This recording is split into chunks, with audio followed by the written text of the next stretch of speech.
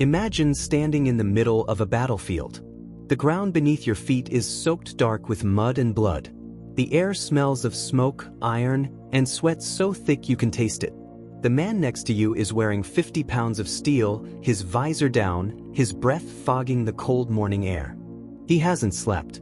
He hasn't eaten. And in 30 seconds, he is going to charge headfirst into a wall of spears, swords, and screaming men, because that is what he was born to do. That is what he was trained for since the age of 7. That is all he has ever known. Welcome to the world of the medieval knight. And I promise you, what you're about to hear is stranger, darker, and more fascinating than anything you've ever been told. The medieval knight stands as one of history's most iconic figures. He is the armored warrior on horseback, the hero of legend, the villain of nightmares, the protector of kings, and the scourge of peasants. For nearly 1,000 years, from the early Middle Ages through the dawn of the Renaissance, knights shaped the course of European history with steel and horsepower and in almost fanatical devotion to a code that was as brutal as it was beautiful. We romanticize them in films and novels. We put them on chessboards. We name our sports teams after them. But the reality of knighthood, the grueling training, the politics, the violence, the smell, the superstition, the surprising tenderness, is far more complex and far more compelling than any fairy tale. So settle in. Whether you're driving, working, or just staring at the ceiling at 2 in the morning, you are about to spend the next 2 hours inside the world of the medieval knight. 100 facts. Every single one of them real. Let's begin. When a boy was chosen to become a knight, his journey didn't begin with a sword in his hand. It began at the age of 7, sometimes younger, when he was sent away from his family to serve in the household of a lord or a more senior knight.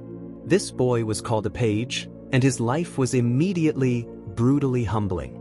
He cleaned the stables. He carried messages in rain and frost. He waited on the Lord's table, silent and watchful, learning manners and etiquette that were considered just as important as fighting skills. He wasn't taught to swing a sword right away. Instead, he was taught how to bow, how to speak respectfully to his superiors, how to serve wine without spilling, how to care for horses, and how to listen, really listen, to the conversations of powerful men happening above him. This period lasted roughly 7 years, and during that entire time, the young page was watching everything. Absorbing the culture, the power dynamics, the language of the noble world he was desperate to enter. It was, in many ways, the most psychologically formative period of a knight's entire life, shaping not just his skills but his identity, his loyalties, and his sense of who he was in the world. At around the age of 14, the page was elevated to the rank of squire, and this is when things got genuinely hard. A squire was assigned to a specific knight, his master, and became that man's personal attendant, shadow, and student. The duties were immense.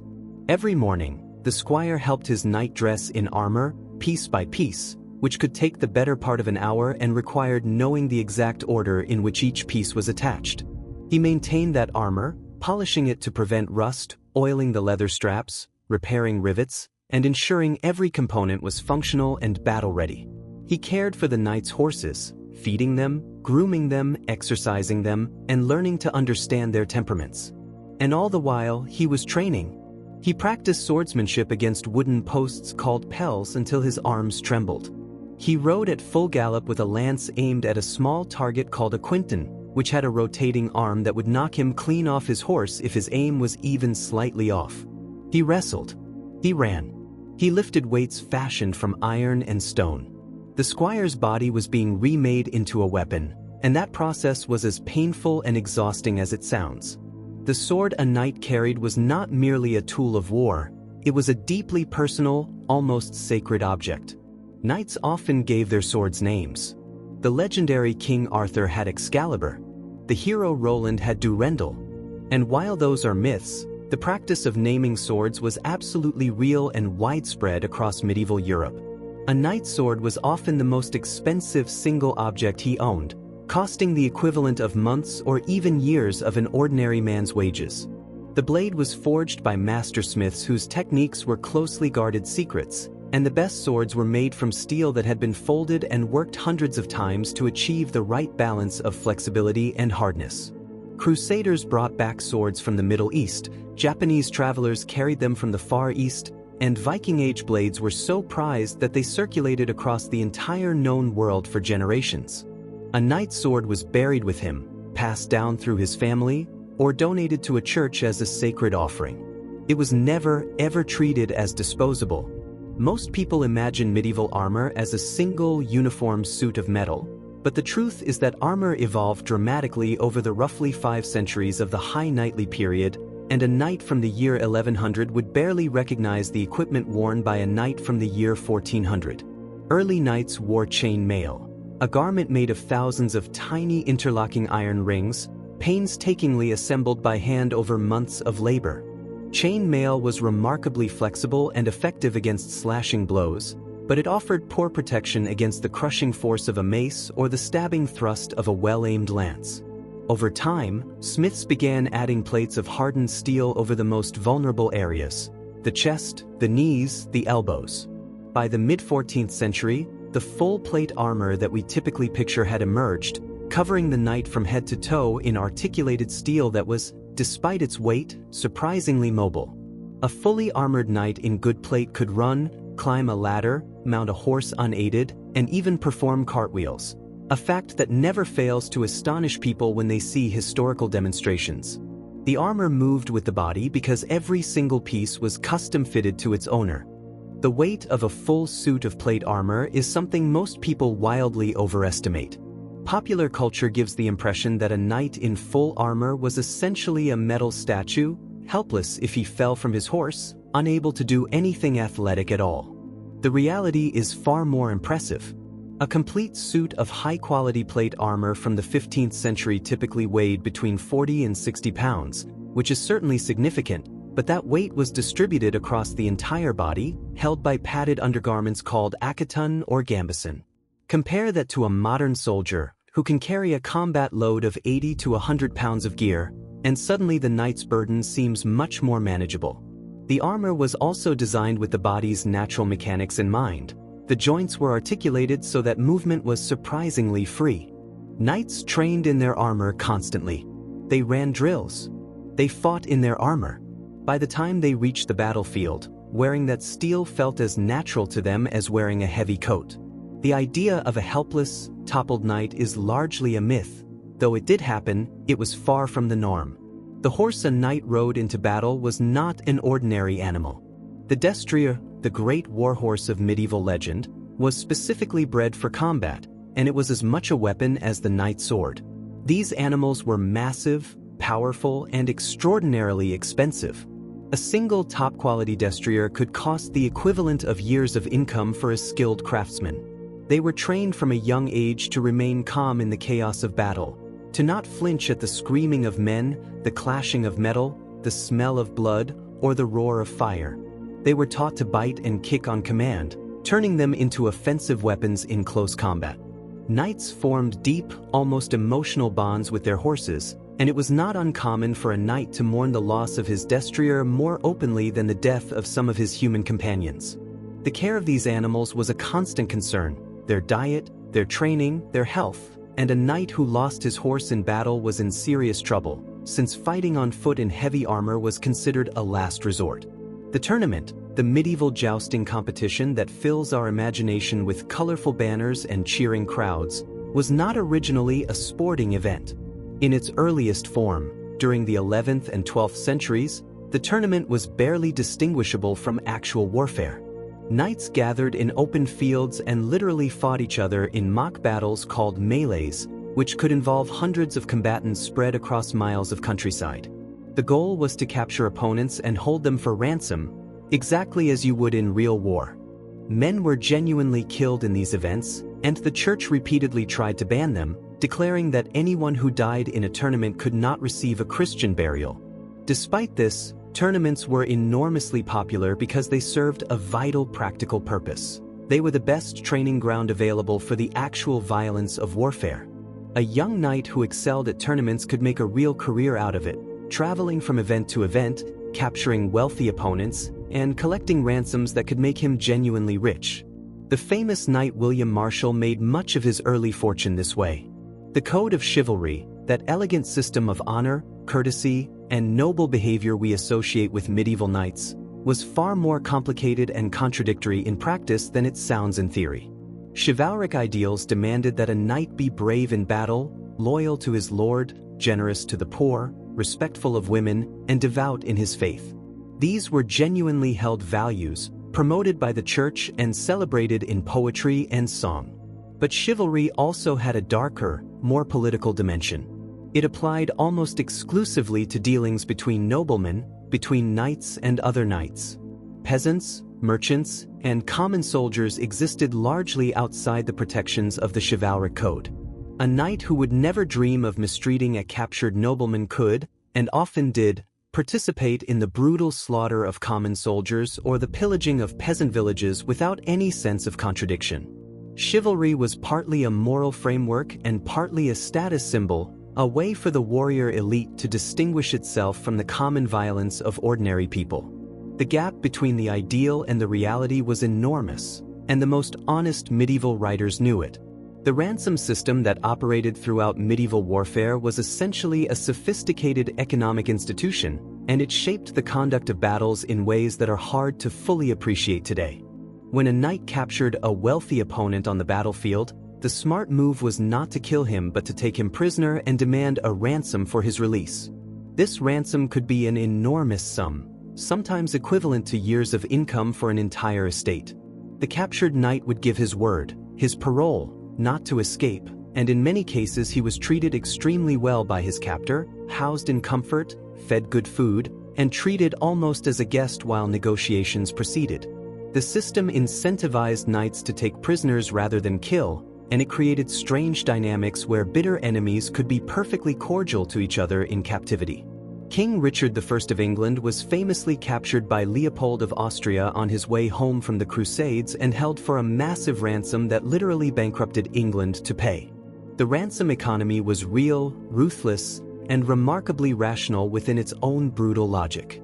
Knights were not always born into the nobility. Throughout the medieval period, it was technically possible, and occasionally actual, for men of common birth to rise to knighthood through exceptional military service. A soldier who showed extraordinary bravery on the battlefield could be knighted on the spot by a grateful king or commander, and this did happen.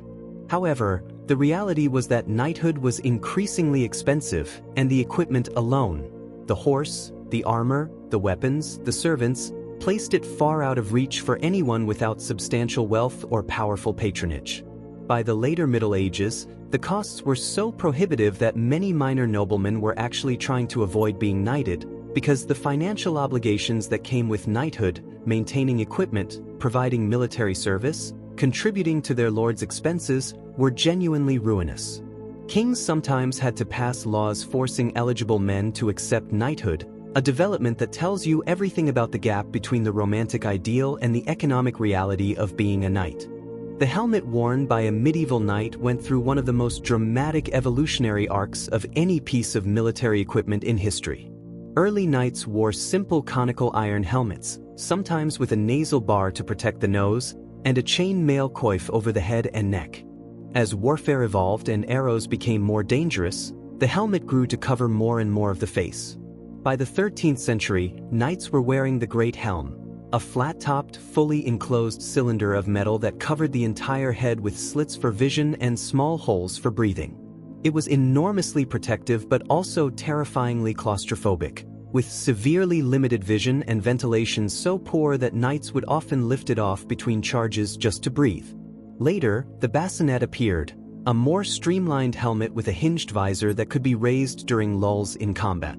By the 15th century, the armet and close helm offered full face protection with improved vision and ventilation, representing the pinnacle of helmet technology before firearms made the whole exercise largely pointless. The Crusades, those epic, tragic, morally complex military expeditions to the Holy Land that consumed European energy and resources for 2 centuries, defined the knightly ideal in ways that still echo through our culture today. When Pope Urban II called for the First Crusade in 1095, he offered knights something they had never been given before: a holy war that was simultaneously a military adventure, a pilgrimage of penance, and a chance at glory.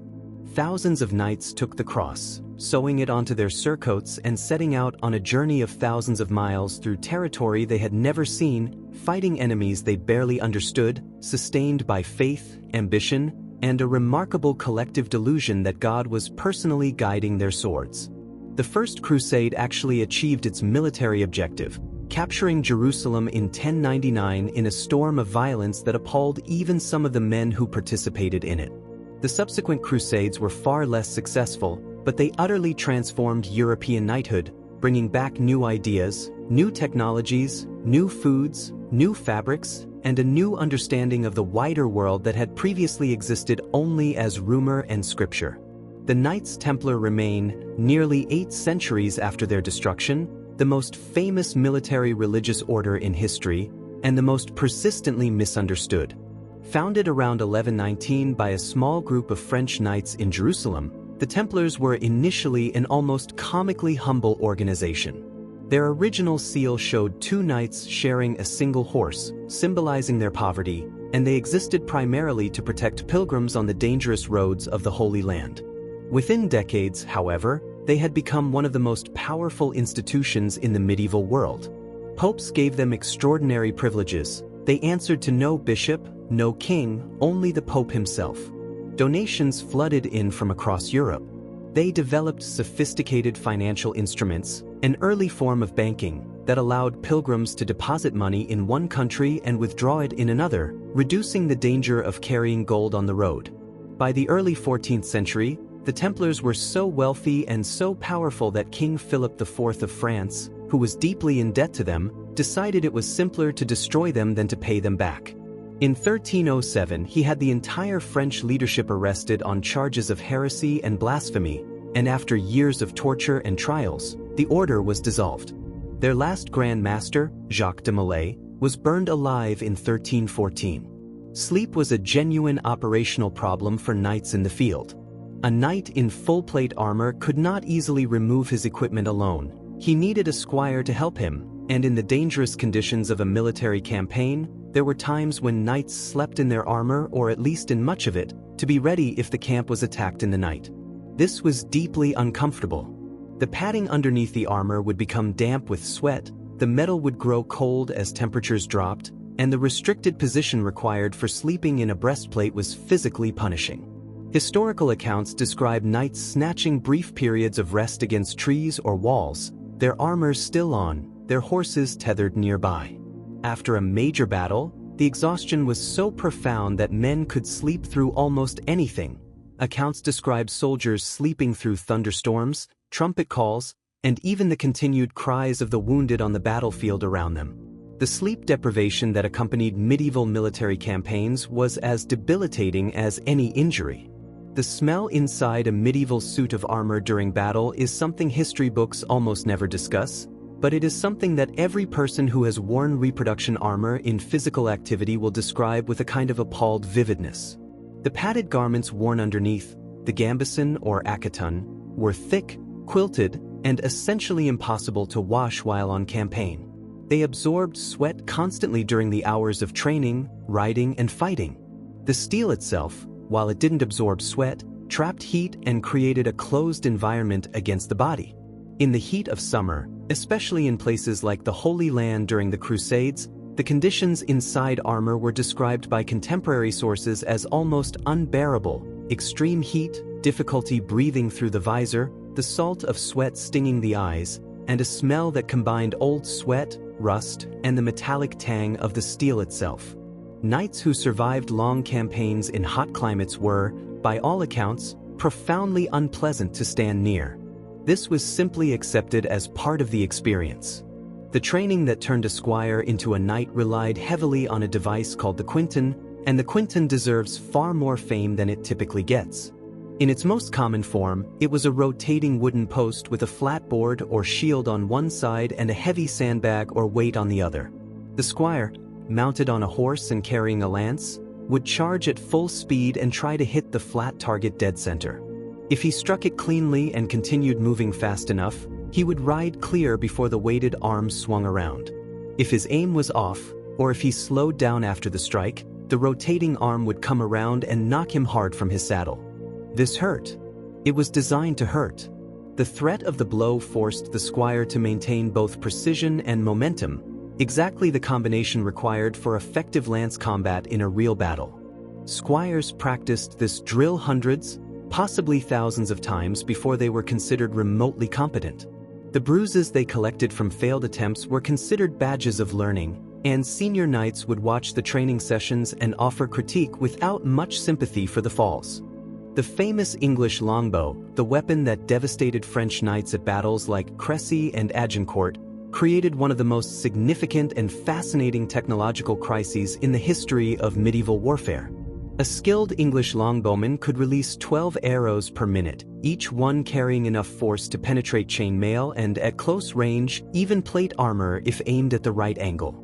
At the Battle of Crécy in 1346, around 8,000 English archers faced the flower of French chivalry, mounted knights in magnificent armor, and the result was catastrophic for the French. Wave after wave of cavalry charges were broken by the arrow storm, with thousands of horses and men killed or wounded before they could close to combat range. The French lost perhaps 10 times more men than the English. This was not an accident or a fluke. It was a systematic demonstration that expensive, highly trained mounted knights could be neutralized by a large enough force of skilled archers drawn from the common classes. The social implications were enormous and unsettling to those who had built their entire identity around the supremacy of the armored warrior. The Battle of Agincourt in 1415 is perhaps the most famous example of English longbowmen defeating French knights, and the conditions of that battle add layers of grim detail that the Shakespeare version omits entirely. The night before the battle, it rained heavily. By morning, the field between the two armies was a churned mess of thick, sticky mud, the kind that sucked at boots and hooves with every step. When the French cavalry charged, their horses began to sink and stumble in the mud, slowing to a walk and then barely a shuffle before they even reached the English lines. The dismounted French men-at-arms who followed were exhausted from wading through the mud in heavy armor before they even made contact with the enemy. The English archers, standing on firmer ground at the edges of the field, were barely affected.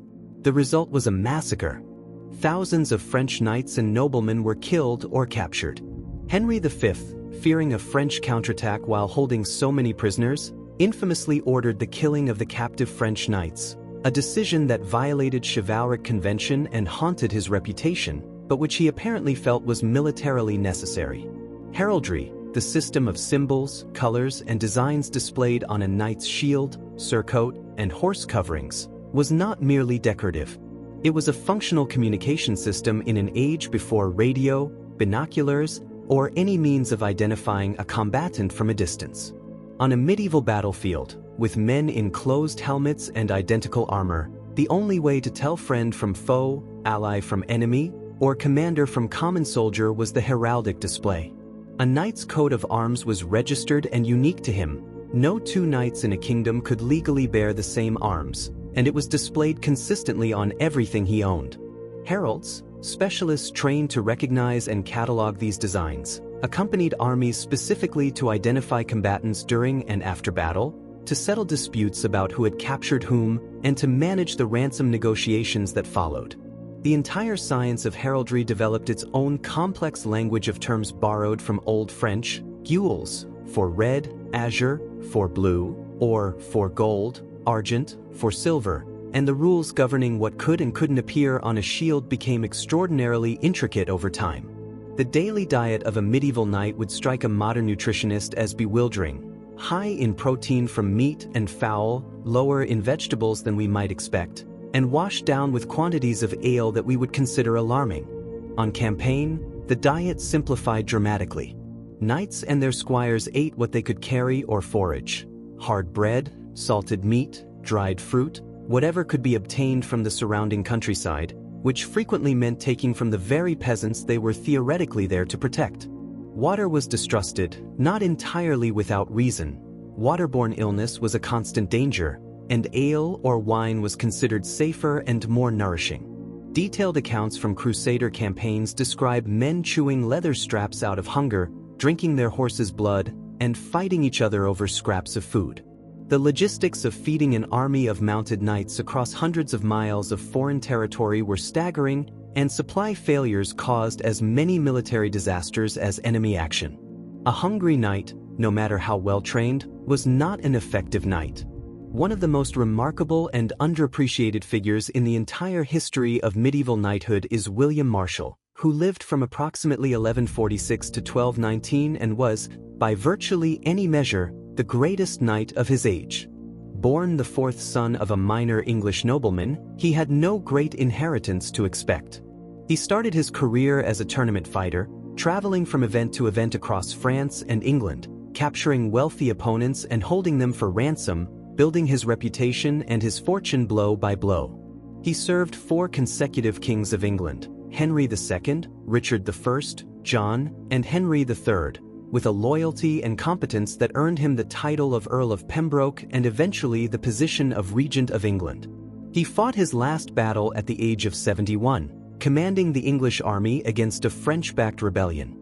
His biography, written shortly after his death by a poet who had known him, describes a man who was by turns ruthless, generous, politically cunning, and genuinely devoted to the knightly ideals he had spent his life embodying. He was called the greatest knight who ever lived by contemporaries, and even at this remove, the evidence supports the claim. The religious dimension of medieval knighthood goes far deeper than the simple image of a knight kneeling in prayer before battle. Knights participated in elaborate religious ceremonies that bound their military identity to sacred obligation. The dubbing ceremony, in which a squire officially became a knight, was, by the high medieval period, saturated with religious symbolism. The night before his dubbing, the candidate would take a ritual bath, symbolizing spiritual purification, then dress in white and spend the entire night alone in a chapel in prayer, an ordeal called the Vigil of Arms. The next morning, dressed and armored, he would kneel before the lord or king who would make him a knight, receive a blessing from a priest, and be struck, gently, on the shoulder or neck with a sword in the accolade, the gesture that transferred knightly status. He would swear oaths to protect the church, defend the weak, and serve his lord faithfully. The church worked hard to Christianize what was fundamentally a secular, violent institution, hoping to channel the enormous energy of the warrior class toward purposes it could approve of, which is why the Crusades were such a perfect synthesis of clerical ambition and knightly desire. The actual process of making armor was so technically demanding and time-consuming that it represents one of the highest achievements of medieval craftsmanship.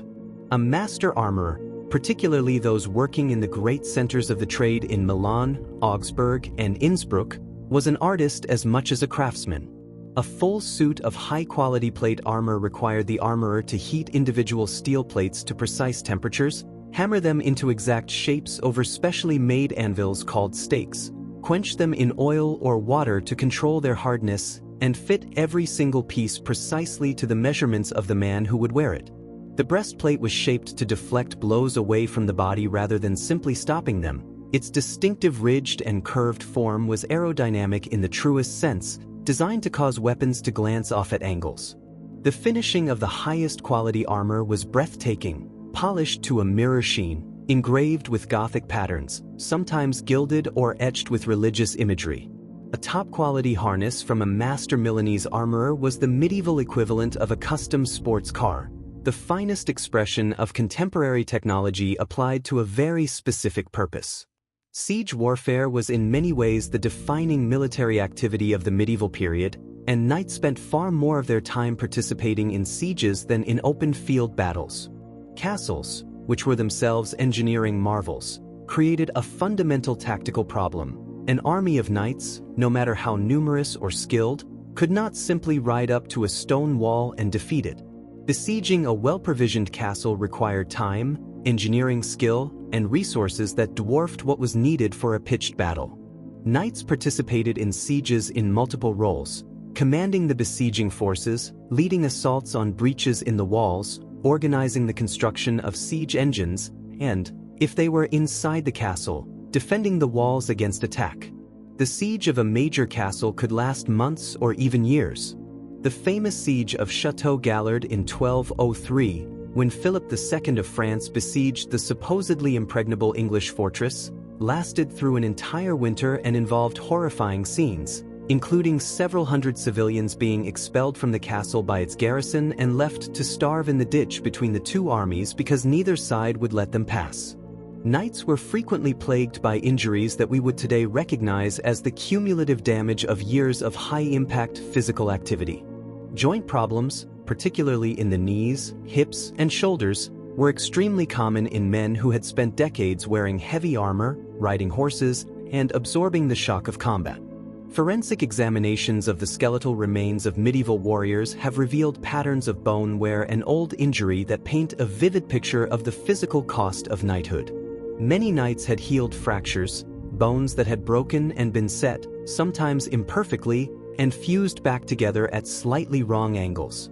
Dental health was generally poor across all medieval social classes, but the physical trauma sustained by knights meant they also frequently had broken or missing teeth from blows to the head, even through helmets. The joints of the dominant fighting arm often showed asymmetric where consistent with years of repetitive swinging and striking. These were men whose bodies recorded their entire professional history in bone and scar tissue. The relationship between a knight and his squire was one of the most important human relationships of the medieval world, and it was far more complex than a simple master-servant dynamic. A squire who served well and loyally could expect to be knighted by his master at an appropriate moment, given equipment, given support, given the boost needed to establish his own independent career. Many knights thought of their squires almost as sons, particularly in cases where the squire had served from childhood. But the relationship could also be exploitative.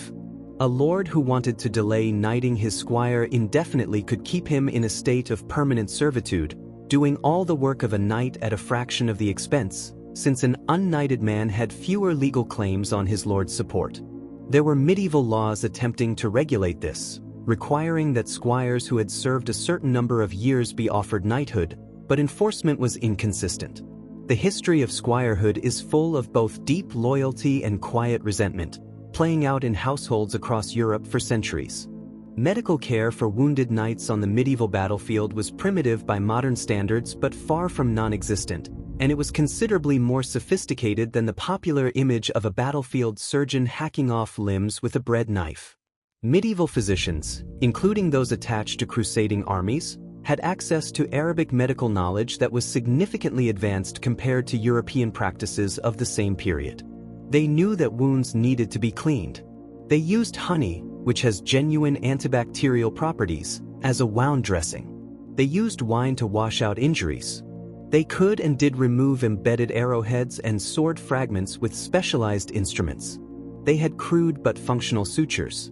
What they lacked was any understanding of infection and its causes. The germ theory of disease was still 6 centuries away, and as a result, wounds that were treated with competence in the immediate term often became fatally infected days or weeks later. The most common cause of death for wounded knights was not the initial injury but the infection that followed. Tetanus, gangrene, and blood poisoning killed men who had survived arrow strikes and sword cuts that should, with modern care, have been entirely survivable. The lance, the long wooden pole tipped with a steel point that was the knight's primary offensive weapon in a charge, was a far more sophisticated and carefully manufactured item than it appears. Medieval lances used in tournament jousting were made from specific types of wood, typically ash or poplar, that were selected and dried over years to achieve the right combination of strength and flexibility. A lance that was too rigid would transfer all the shock of impact directly to the knight's arm and shoulder, potentially dislocating the joint. A lance that was too flexible would bend and deflect before it could deliver a blow. The ideal lance had a carefully calibrated flex, stiff enough to deliver force, flexible enough to absorb some of the shock of impact. Tournament lances were sometimes made to be deliberately fragile, designed to break on impact, which was actually considered a sign of a clean, powerful strike and was scored accordingly.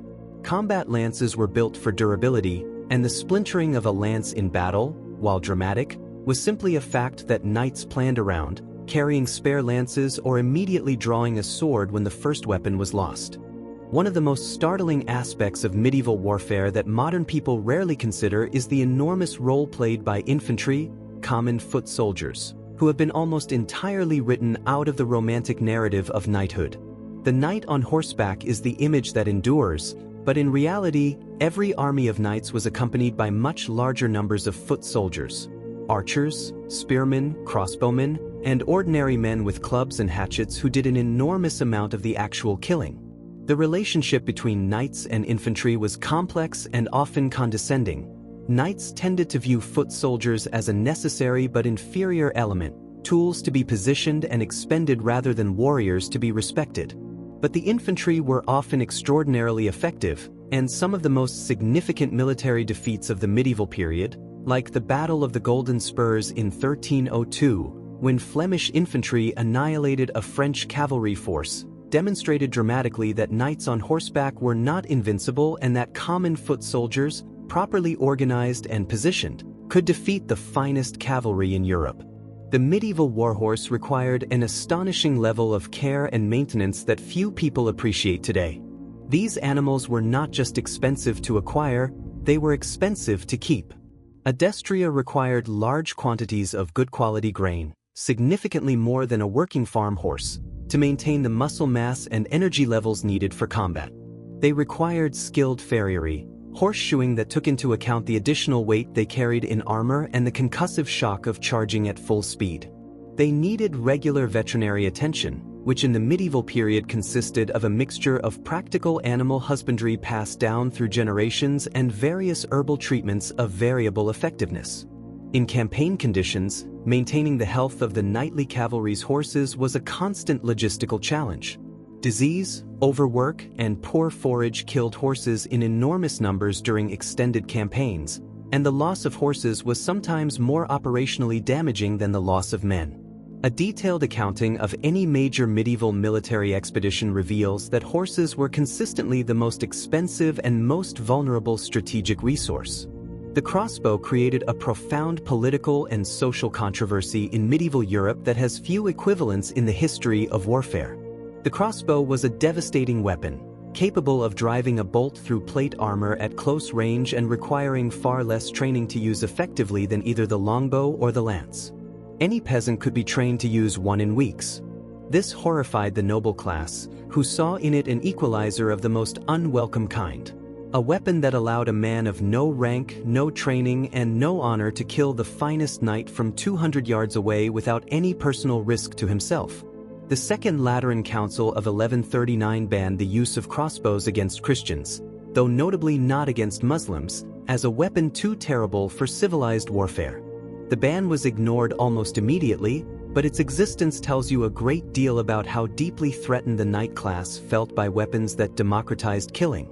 Their entire identity was built on the premise that years of brutal training and expensive equipment made them qualitatively superior to ordinary men. The crossbow, and later the longbow and the gun, exposed that premise as a myth. Knights who participated in the Crusades encountered a world that was, in almost every way, completely unlike anything they had experienced at home in Europe. The climate of the Middle East was different, brutally hot in summer, cold and wet in winter, with a landscape of arid plains and rocky hills that looked nothing like the green farmland and dense forests of France or England. The food was strange, unfamiliar spices, fruits they had no names for, methods of preparation utterly foreign to European cooking. The people they encountered spoke languages they couldn't understand, practiced a religion they had been taught to fear and despise, and demonstrated in many practical areas: medicine, mathematics, architecture, philosophy, a sophistication that made European knowledge look provincial by comparison. The cultural impact of the Crusades on European knighthood was enormous and deeply ambivalent. Crusaders came back with cotton, sugar, lemons, and chess. They came back with improved medical knowledge and new architectural ideas. They also came back with a refined contempt for the unfamiliar and a complex of trauma from what they had seen and done that their culture had no vocabulary to process. The concept of courtly love, that elaborate, ritualized devotion to an idealized woman that fills medieval literature and poetry, was one of the defining intellectual and cultural obsessions of the high knightly period, and it was built on a paradox so strange that it's hard to quite believe people took it seriously. The ideal of courtly love required a knight to devote himself completely to a lady, often a married woman of high rank, with a devotion that was supposed to be simultaneously passionate and restrained. He would perform feats of arms in her honor, compose poems celebrating her beauty and virtue, and suffer nobly in the agonizing distance between his love and its object. The love was supposed to ennoble him, to make him a better knight through the discipline of channeling powerful emotion into productive service. Whether this ideal reflected anything about actual relationships is questionable. Many historians view courtly love primarily as a literary convention, a game of elegant social performance rather than a description of how people actually lived. But the convention shaped real behavior: tournaments dedicated to ladies, love tokens worn into battle, poems exchanged across social hierarchies, in ways that were sometimes beautiful and sometimes used as cover for genuine manipulation and exploitation. The aftermath of a major medieval battle was a scene of suffering and pragmatism that the Romantic accounts consistently understate. When the fighting stopped, when one side broke and fled or was simply too exhausted to continue, the field was left covered with the dead and the wounded, sometimes in numbers in the thousands. The wounded who could be identified as noble were recovered and given medical attention proportional to their ransom value. The wounded who were common soldiers, the infantry, the archers, the camp followers, had no such protection. They were often killed on the field by the victorious soldiers, not necessarily out of cruelty but out of the practical impossibility of caring for large numbers of injured men in a pre-hospital world without the resources to do so. The dead, particularly in the summer heat, were a practical problem that had to be solved quickly. Mass graves were dug. Valuables were stripped from bodies by looters, a practice so universal that it was essentially accepted as part of the economic reality of warfare. Armor was recovered and repaired if possible, sold if not. The weapons of the fallen were distributed among the victors.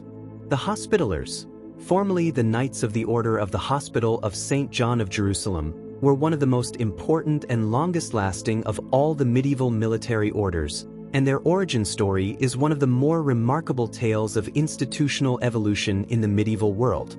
They began not as warriors at all, but as a charitable organization running a hospital in Jerusalem that cared for sick pilgrims regardless of their faith. The founder, a merchant from Amalfi, established the hospital in the mid-11th century, and it was famous for its quality of care. Patients received chicken broth, good bedding, and medical attention from physicians who were paid salaries rather than left to operate on the charity of patients. After the First Crusade made the Holy Land a European military concern, the Hospitallers gradually took on a military role alongside their medical one. By the 12th century, they were one of the premier military forces in the Crusader states, holding vast castles and fielding cavalry that was among the finest in the world.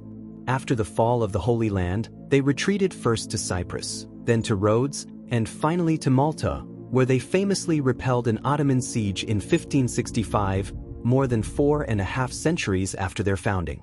The Teutonic Knights represent one of the more complicated and morally difficult chapters in the history of medieval military orders. Founded originally to serve in the Holy Land during the Crusades, they were redirected in the early 13th century to the Baltic region, where they were tasked with the forced conversion and conquest of the pagan peoples of Prussia and Lithuania. What followed was a decades-long campaign of extraordinary violence, the wholesale destruction of native culture, the forced baptism of populations, the building of a network of heavily fortified castles across conquered territory, and the establishment of what was essentially a militarized theocratic state. The Teutonic Knights' methods were brutal even by medieval standards, and the chronicles they left behind alternate uneasily between detailed accounts of massacre and pious assertions of divine mission. The order's power was eventually broken at the Battle of Grunwald in 1410, when a combined Polish-Lithuanian army crushed them in one of the largest land battles of the medieval era. But their architectural legacy, the extraordinary castles they built across what is now Poland, Germany, and the Baltic states, survives to this day. Few objects in the medieval world carried as much symbolic weight as the gauntlet, the armored glove that protected a knight's hands in battle. We use the phrase, throwing down the gauntlet, to mean issuing a challenge, and the gesture was absolutely literal in the medieval period.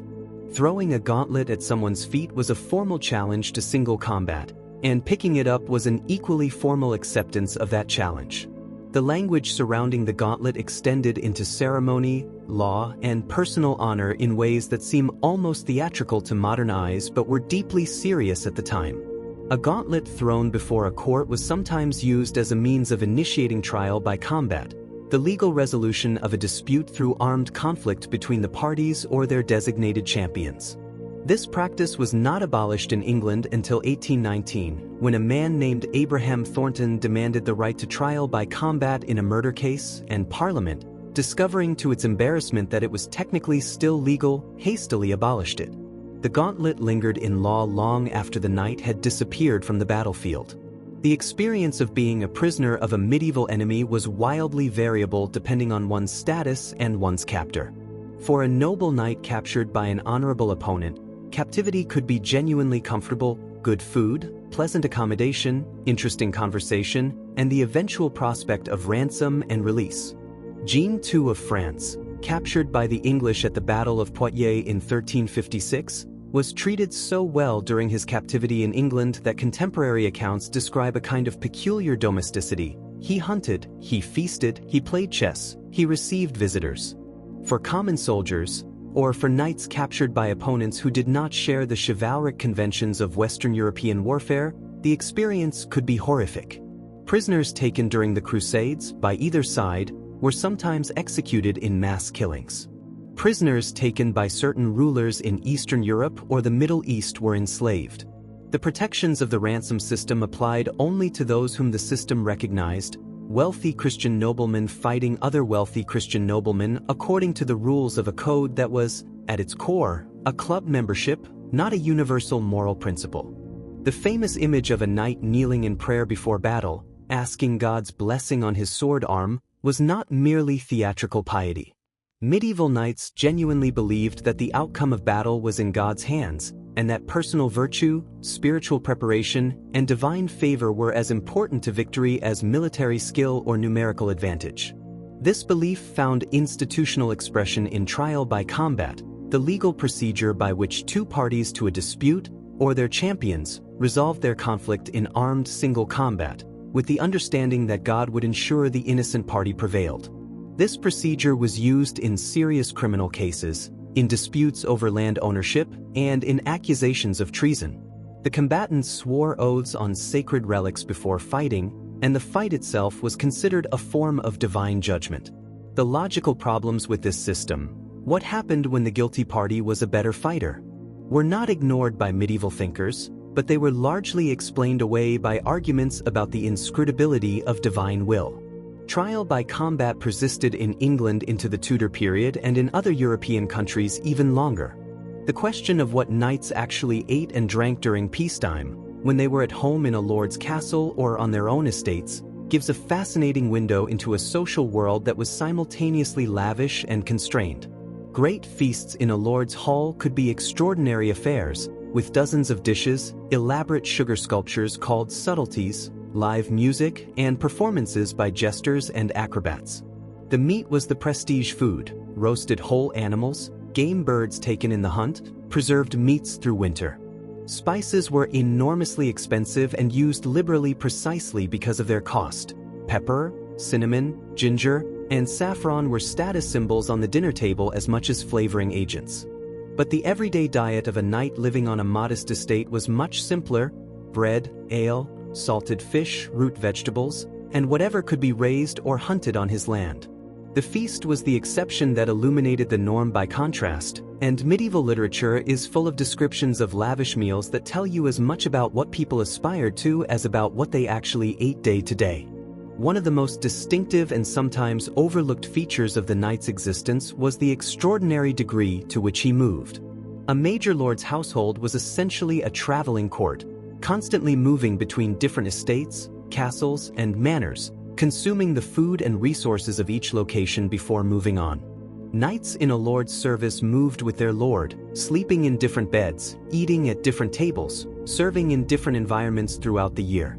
Even relatively settled knights made frequent journeys, to tournaments, to court, to fulfill military obligations on pilgrimages.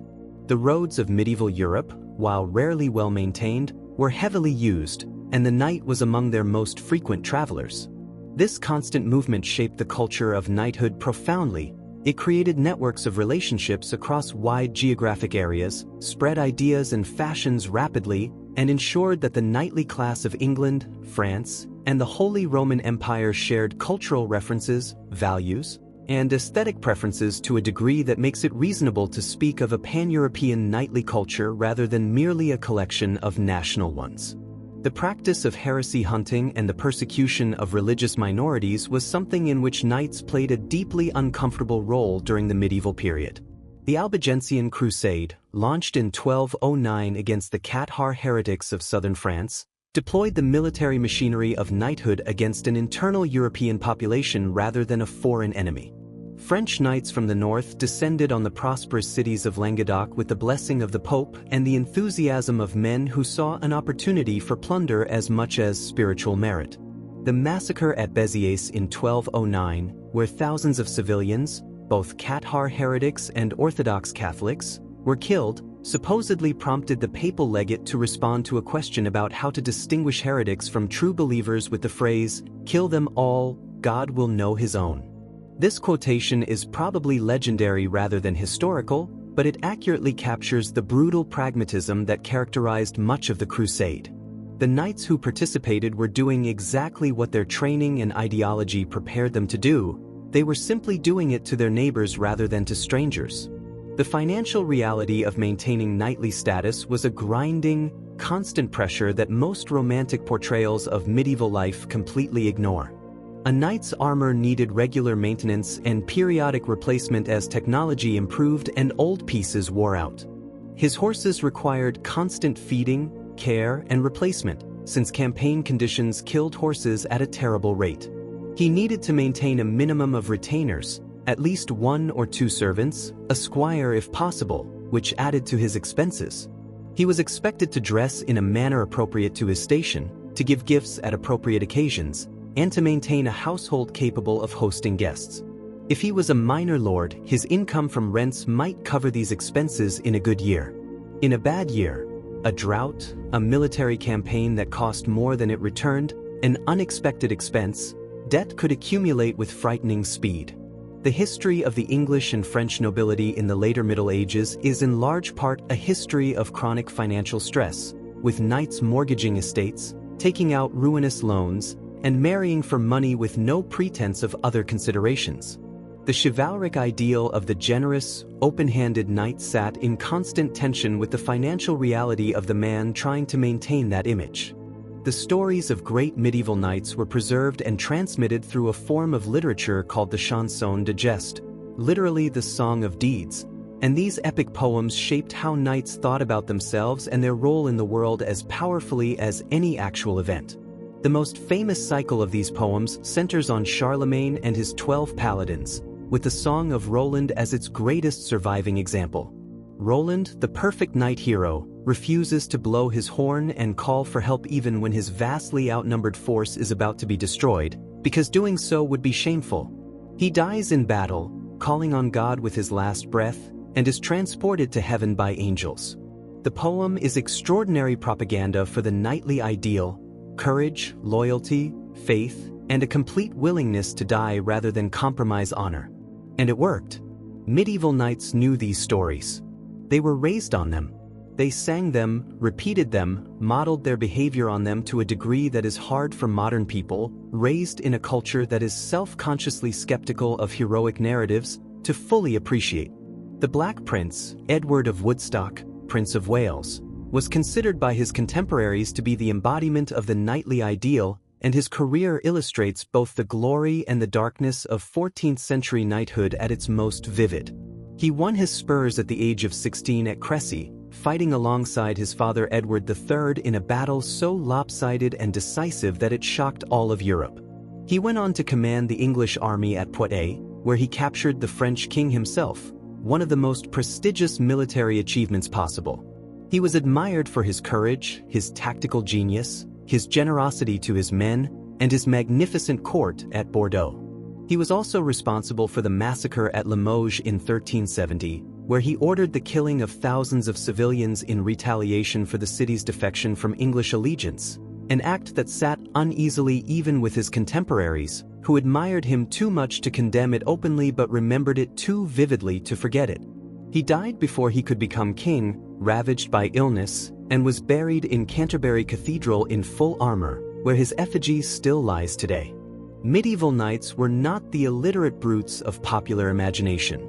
Literacy rates among the nobility rose steadily throughout the Middle Ages, and by the 13th and 14th centuries, many knights were not only literate but genuinely literary. Geoffrey de Charny, a French knight who was killed at the Battle of Poitiers in 1356 carrying the sacred oriflamme banner of France, had written a book, the Book of Chivalry, that remains one of the most vivid and thoughtful documents of knightly culture ever produced. He wrote about the nature of courage, the proper conduct of knights in war and peace, the relationship between knighthood and faith, and the specific challenges faced by men trying to live honorably in a brutal world. He was not unique in this. Other knights wrote poetry, chronicles, and letters that survive to give us their own voices rather than the voices of the clerks and monks who dominate so much of the medieval written record. The picture that emerges from these first-hand accounts is of men who thought deeply about what they were doing and why, even when what they were doing was violent and terrible. The shield, one of the most ancient defensive tools in human history, underwent a remarkable transformation during the medieval period and then, paradoxically, became decorative at the very moment when armor had improved to the point where shields were no longer strictly necessary. Early medieval knights carried large kite shields, shaped like an elongated triangle or kite. They protected the left side of the body from shoulder to knee while mounted. As plate armor improved and covered more of the body, the shield shrank. By the 15th century, knights in full plate often fought without any shield at all, using their armored left hand for balance and grip rather than defense. The shield persisted primarily as a heraldic display, a surface for showing the knight's coat of arms, long after its practical usefulness had largely faded. Today, the shield's primary survival is as a heraldic shape, the familiar pointed bottom shield outline that we associate with coats of arms, logos, police badges, and sports crests is a direct descendant of the kite shield carried by knights in the 11th and 12th centuries. The process of creating a knight's armor was collaborative and global in ways that seem startling given how we typically imagine the medieval world as a collection of isolated, self-sufficient communities. Steel for the best armor came from specific regions known for their iron, or parts of Italy, Germany, and Spain produced iron and steel of quality significantly superior to what could be made elsewhere. Leather for straps and padding came from different regions. The textile undergarments were made elsewhere still. The craftsmen who assembled the final product were concentrated in specific cities. Milan and Augsburg were particularly famous, and they worked as part of an organized guild system with recognized standards of quality and established prices. Custom armor for important clients was commissioned months or years in advance, involved detailed measurements taken of the client's body, and might require multiple fittings. The correspondence that survives between wealthy clients and Milanese armorers in the 15th century reads in places like modern luxury retail communication, discussions of design preferences, delivery timelines, special features, and prices that required careful negotiation. The idea that medieval combat was pure chaos, a screaming mob hacking at each other until one side ran away, is a significant oversimplification that has been steadily corrected by historians and practitioners of historical martial arts over the past few decades. Medieval European combat had a sophisticated technical vocabulary and was governed by detailed principles that were carefully taught and systematically practiced. Manuals of swordsmanship, called Fechtbücher in German, survive from the 14th and 15th centuries and reveal combat systems of surprising complexity. The most famous of these is associated with a master named Johannes Lichtenauer, whose teachings describe not just how to swing a sword but how to read an opponent's intentions from his body language, how to manipulate his weapon, how to transition fluidly between different fighting positions, and how to use the entire body, footwork, weight transfer, grappling, as part of a coherent fighting system.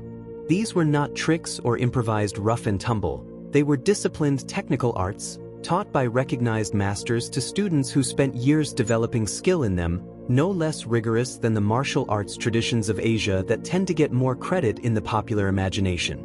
The presence of women in the world of medieval knighthood was more complex and more significant than the usual image of passive damsels waiting to be rescued suggests. While women were excluded from formal knighthood, they could not be dubbed knights. They were often central to the political and social world that knighthood existed within. Great noblewomen managed estates, commanded sieges in their husbands' absences, negotiated political alliances, and exercised power that many knights could not match. Margaret of Anjou, queen consort of Henry VI, personally led Lancastrian armies during the Wars of the Roses. Eleanor of Aquitaine went on the Second Crusade. Matilda of Tuscany commanded armies in defense of the papacy. Joan of Arc, while not a knight in the technical sense, led French armies in battle, wore armor, carried a standard, and was recognized by the French knighthood as a genuine military leader. The theoretical exclusion of women from the chivalric order coexisted awkwardly with the practical reality that powerful women shaped the world knights lived and fought in at every level, from the local estate to the royal court. Jousting, the one-on-one mounted combat with lances that is the central image of tournament culture, developed specific safety equipment and rules over time that represented an attempt to make an inherently dangerous activity somewhat less lethal. The lances used in formal jousting were made to break on impact. The armor worn for jousting was specially reinforced beyond what a knight would wear in battle, heavier on the left side where impacts were concentrated, with additional breastplate attachments and a grand guard protecting the left shoulder. A tilt barrier, a long wooden fence running between the two riders, was introduced in the 15th century to prevent the horses from colliding directly and to ensure that the combatants passed each other on the correct side. Rules governing scoring were formalized. Points were awarded for breaking a lance cleanly on the opponent's body, with bonus points for striking the helmet and penalties for striking the horse. Despite all this, jousting remained genuinely dangerous. Kings and noblemen died in jousting accidents throughout the medieval period. Henry II of France died in 1559 from a jousting injury. A lance splinter penetrated his visor and entered his brain, an event that effectively ended jousting as a serious aristocratic pastime. The experience of combat for a medieval knight was dominated by physical sensations that our media representations cannot adequately convey. The noise inside a closed helmet during a mounted charge was extraordinary. The drumming of hooves, the wind, the clash of weapons transmitted through the steel and amplified by the enclosed space, all mixed with the knight's own breathing, which became increasingly labored under exertion. Vision through a visor was severely restricted. The slits provided a narrow field of view that required constant head movement to compensate. Sweat flooded the eyes. The heat inside the armor during sustained exertion was intense. The shock of a direct hit from an opponent's weapon was transmitted through the armor as a stunning blow. Even if the armor held and no wound was inflicted, the physical impact of a lance strike or sword blow could knock a man from his horse, stun him temporarily, or jar bones and joints painfully. Knights spoke of battles in terms of the physical toll, the exhaustion, the bruising, the ringing ears, the aftermath of adrenaline, in ways that remind us that behind every romanticized account of chivalric glory was a human body doing something extremely unpleasant. The myth that medieval knights had to be lifted onto their horses with cranes is exactly that, a myth, but it is such a persistent one that it deserves to be addressed directly and with some vigor. It appears to have originated in 16th century satirical writing that was mocking the pretensions of the knight class rather than describing actual practice, and it was picked up and repeated by later writers who forgot its satirical origins. The physics of the claim are straightforwardly wrong. A crane capable of lifting a person in armor would need to have been an enormous piece of fixed machinery, not something an army on campaign carried with it. The actual weight of plate armor, as discussed earlier, was entirely manageable for a fit man. Multiple historical sources, including contemporary illustrations, tournament records, and written accounts, confirm that knights mounted their horses normally, with the assistance of a groom or squire holding the stirrup if needed, but by their own physical effort. Demonstrations by historical martial artists today, wearing accurate reproduction armor, confirm that a fit person can mount a horse in full plate without assistance, though a stirrup naturally helps. The Mongol invasions of the mid-13th century represent the most catastrophic military defeat ever suffered by European knighthood, and the scale of the disaster has never been fully integrated into the popular understanding of medieval warfare. At the Battle of Legnica in 1241, a European force that included Polish, German, and Teutonic knights, among the finest heavy cavalry in the world, was essentially annihilated by a Mongol army using tactics that the European knights had literally never encountered before and had no framework for understanding. The Mongols' feigned retreat drew the pursuing knights into prepared killing grounds, and then surrounded and destroyed them with a combination of horse archery, mobility, and coordination that made European cavalry tactics look rigid and predictable by comparison. The Mongol army then turned south and inflicted an equally devastating defeat on a Hungarian army at the Battle of Mohi. Only the death of the great Khan Ogidi in Mongolia, requiring the army's return east for the succession process, spared Western Europe from further invasion. European knights, who had defined themselves as the finest warriors in the world, had encountered opponents against whom their entire tactical system was essentially useless. The concept of mercy in medieval warfare was real but highly selective, and understanding its limits reveals a great deal about the moral framework within which knights operated. Within the chivalric code as it applied to dealings between noblemen, mercy was a positive value, capturing rather than killing a defeated opponent, treating prisoners with respect, honoring surrenders made in good faith. But this mercy was extended primarily on the basis of social class and potential ransom value. Common soldiers who surrendered were frequently killed rather than taken prisoner, simply because the logistical burden of housing and feeding non-noble prisoners outweighed any financial return. Opponents who were deemed to have violated the rules of war, by defending an indefensible position past the point where surrender was appropriate, by using certain types of weapons considered dishonorable, or simply by belonging to a group the knight's side considered beyond the pale of the chivalric convention, could be killed without any sense of moral compromise. The mercy of the medieval battlefield was not a universal humanitarian principle but a transactional courtesy extended between members of a specific social club. The castle, the great symbol of medieval power and the primary strategic objective of most medieval warfare, shaped the existence of knights in ways that went far beyond the simple image of a fortified tower on a hill. Great castles were administrative centers, courts, prisons, treasuries, barracks, granaries, and homes, all rolled into one massive structure. Knights who served as castle garrisons lived a life that was more sedentary and in some ways more comfortable than the knight on campaign, but it brought its own deprivations. Castle life in winter could be bitterly cold, stone walls retain cold rather than heat, and medieval heating systems were rudimentary. The smoke from multiple fires filled the halls. The food was whatever had been stored or could be obtained locally. The social environment was small and repetitive, the same faces, the same conversations, the same routines, day after day for months. And the psychological pressure of a siege, knowing that the enemy was just outside the walls, that the food supply was finite, that relief might not come, created a mental strain that contemporary sources describe with uncomfortable vividness.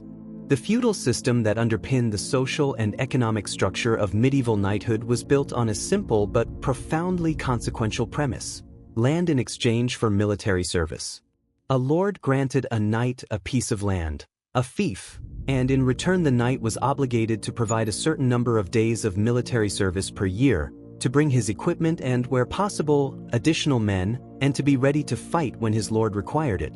This system created a hierarchy of obligation that ran from the humblest knight at the bottom through layers of lords and barons all the way to the king at the top.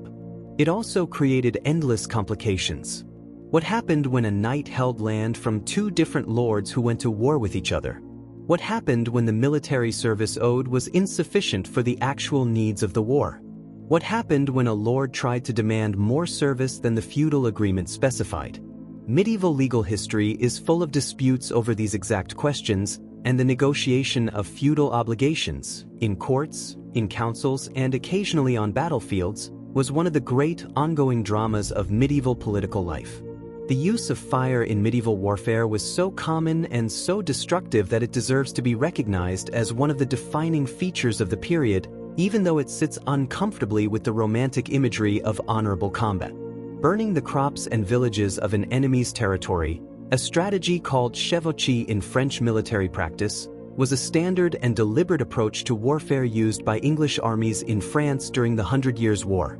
The English raiding force would sweep through French countryside, burning villages, destroying crops and mills, slaughtering livestock, and looting whatever could be carried. The goal was not simply to enrich the raiders but to demonstrate that the French king could not protect his own people, to undermine his legitimacy and drain his resources. For the peasants caught in these raids, the experience was catastrophic. Their livelihoods were destroyed, their homes burned, and they were left to face winter without food or shelter. The knights leading these raids knew exactly what they were doing and justified it as legitimate warfare.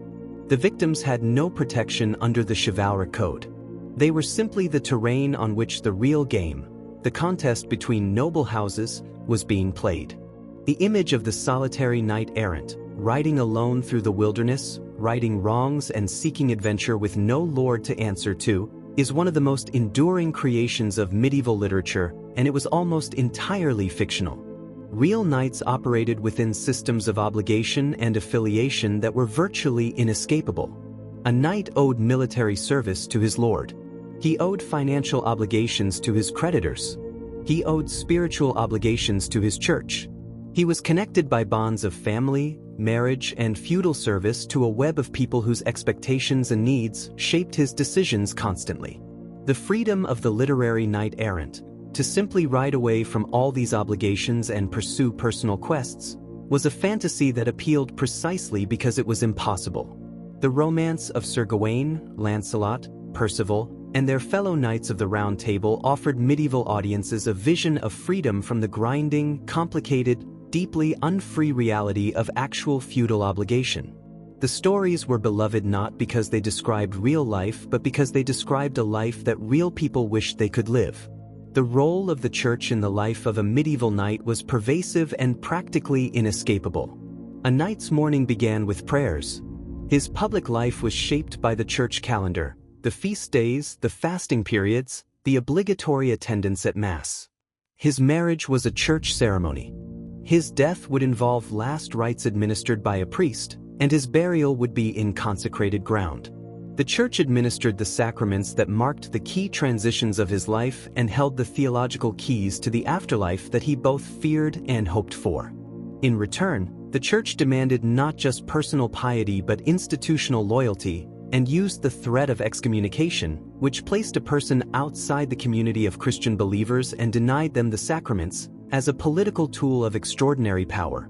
To be excommunicated in medieval Europe was to be cast out of society itself, denied all the social and legal protections that Christianity provided.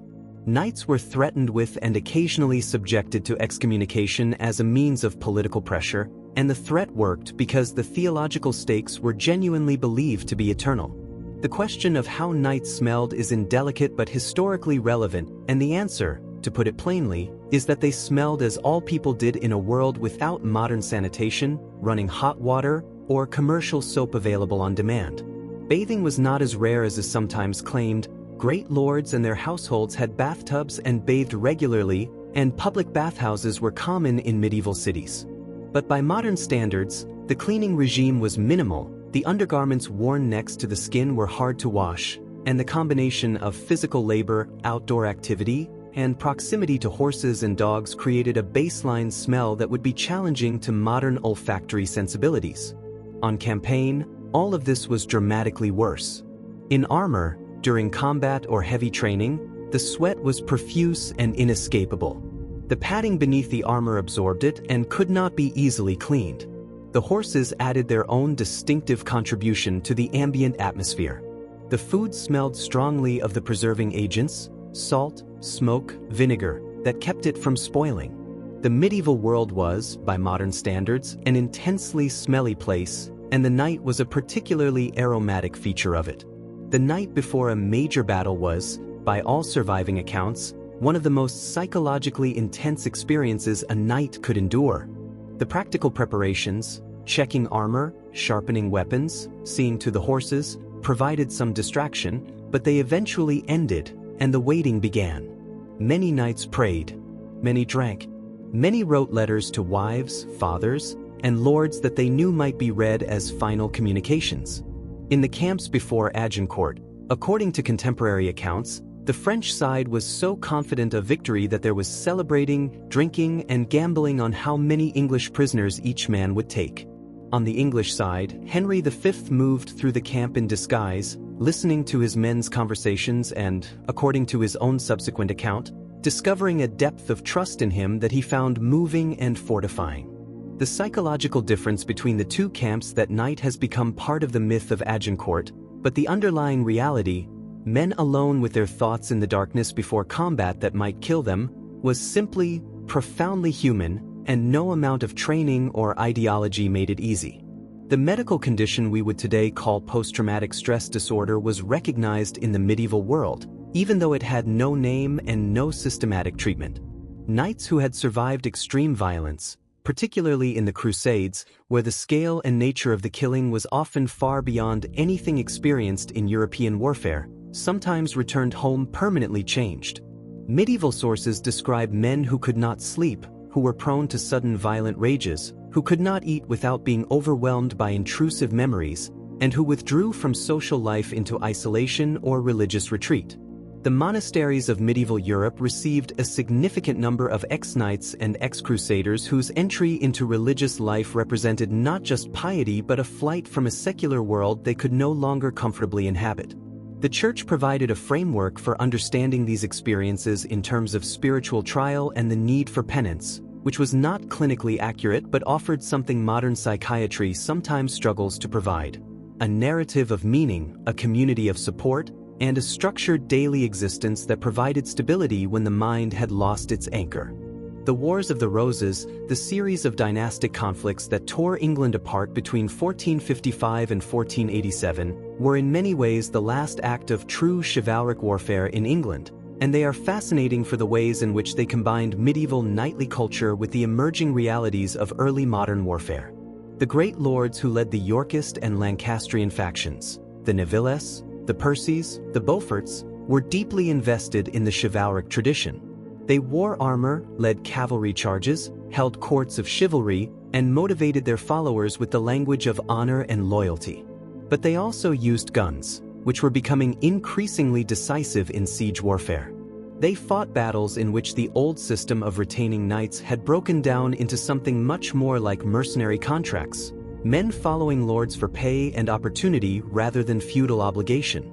The last major battle of the wars, Bosworth Field in 1485, saw Richard III charge personally toward Henry Tudor in a final dramatic assertion of knightly individual valor, and was cut down before he could reach his target, a fitting end to an age in which individual valor was becoming steadily less decisive.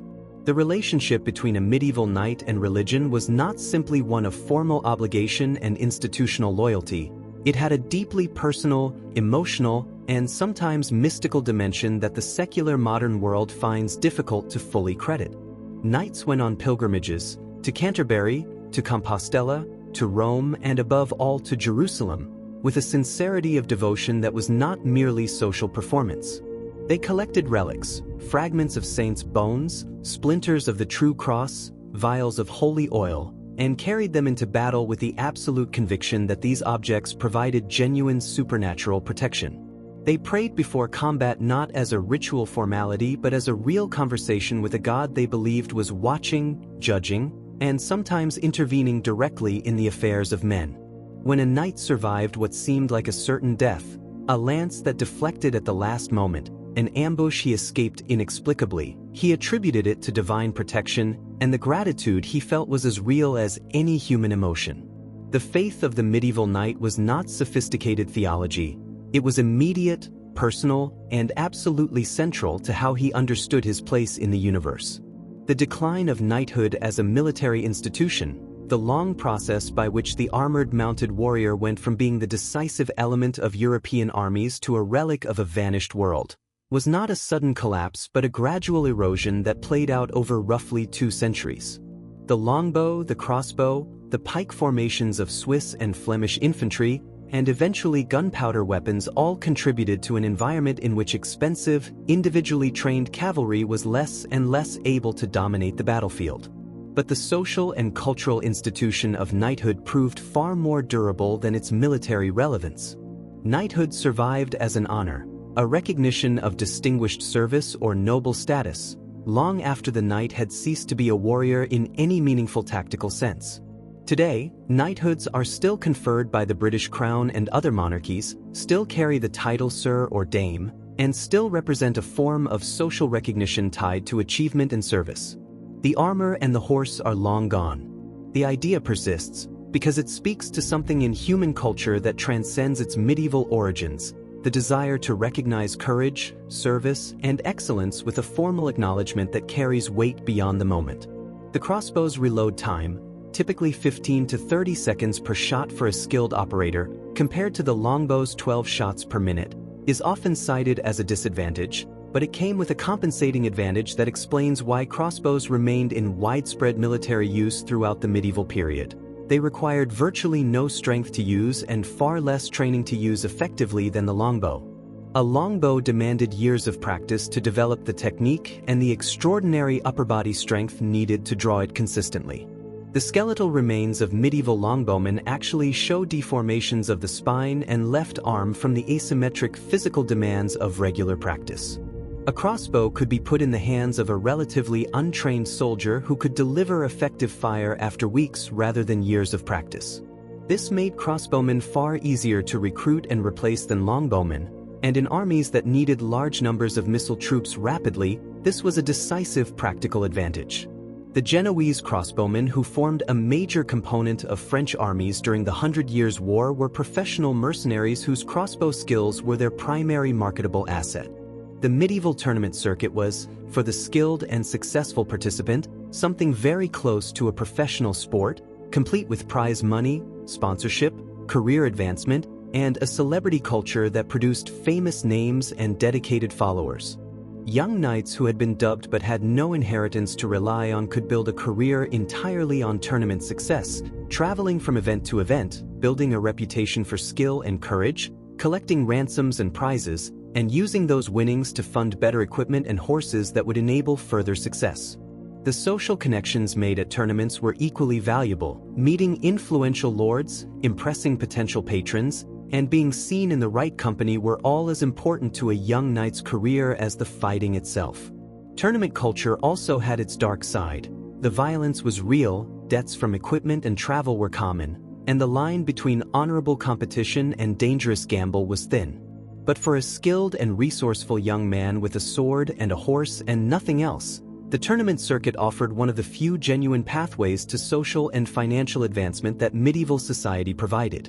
The famous Battle of Stirling Bridge in 1297, where the Scottish forces led by William Wallace and Andrew Moray defeated a much larger English army, offers one of history's clearest demonstrations of what happens when the tactical arrogance of the knight class meets intelligent defensive use of terrain.